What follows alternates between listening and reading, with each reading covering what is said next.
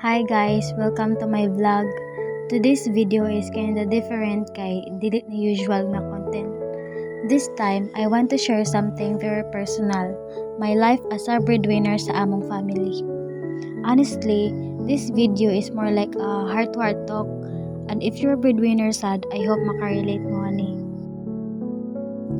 The reality of being a breadwinner. Being a breadwinner, dili yun ni siya easy. Wala ko'y choice. Life lang yun ba? Like kalit lang ka ma-realize nga na ay responsibility nga mas dako pa nimo. While other people my age think about where to hang out, unsa ilang next purchase, or unsa trending, ako kay magting ko og bills, groceries, ug pila na lang ang kulang sa budget. Sometimes I say, okay ra ko, pero deep inside kay kakalculate na ko kung unsaon pag-stretch sa allowance, unsaon pag-manage sa tanang expenses, unsaon pag-survive sa next week. Lisod siya, not just physically, but emotionally and mentally sad, pero still, I keep going. The hidden struggles. People don't see the behind the scenes. Like, they don't know ang mga times na dugay ka makatulog.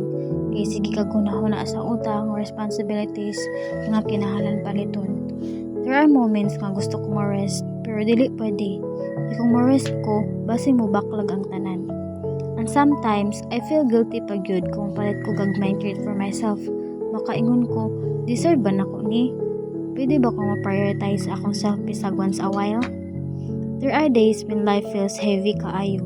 Kanang murag kapoy naman ko, pero dili ko pwede mo undang.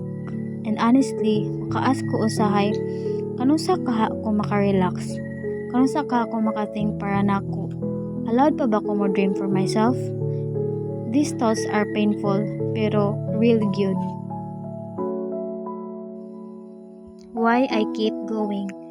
But despite everything, naghapon kay reason why I keep pushing.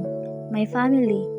Every smile nila, every thank you, every simple moment nga makita na ako nga okay sila. Murag ma-wash out ang mga tiredness ba. I may be exhausted, I may be stressed, pero grateful gihapon ko. Not everyone is given the chance to be someone their family can depend on. Not everyone gets to carry this purpose.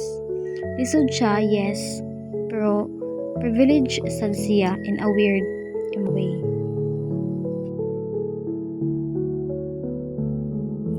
Being a breadwinner taught me something big. Love isn't always shown through hugs or words. Sometimes, love is shown through sacrifice. Love is waking up early bisag kapoy kaayo. Love is sending money bisag paubos na imong wallet. Love is saying okay ra ko pero dili.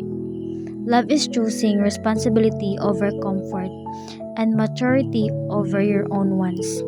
And honestly, people don't see that side of us. They only see the bayad nga bills, the food on the table, the things we manage behind the scenes. Pero dili nila makita ang silent breakdowns, the stress, the late nights, the moments nga gahilom ra ka kay dili ka ganahan mo burden sa uban.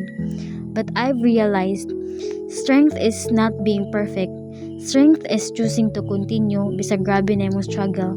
Sometimes, I look back and say, I made it. I survived that. It was hard, but it was worth it.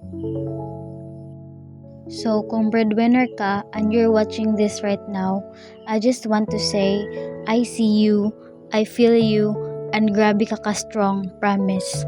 Take a deep breath, give yourself credit kay you deserve it. You're doing your best even when you feel like you're not. Life may be heavy today, pero you're heavier in strength. And one day, all these sacrifices will lead to a better life for you and for the people you love. Thank you for listening to my heart today. Thank you for staying with me in this video. See you in the next vlog and take care always.